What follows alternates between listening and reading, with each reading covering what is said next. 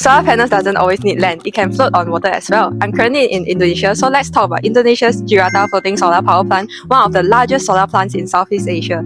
Welcome back to Chachla, where I talk about green tech and accessibility. Floating solar is also called floating photovoltaic or FPV. Instead of installing solar panels on rooftops or land, they are mounted on floating surfaces such as reservoirs, lakes or dams.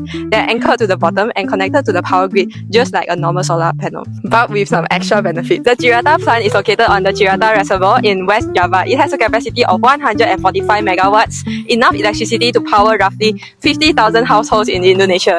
It uses more than 300,000 solar panels covering about 200 hectares of water surface, and that's only around 4% of the reservoir's total area. The plant was developed by Indonesia's state utility Perusahaan Listrik Negara or PLN in partnership with UAE-based renewable energy company Masdar. The plant began commercial operations in 2023.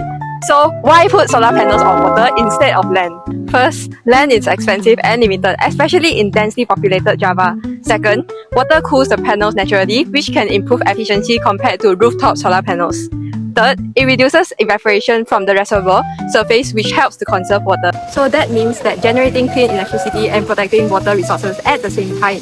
Indonesia is an archipelago with thousands of islands and many large reservoirs.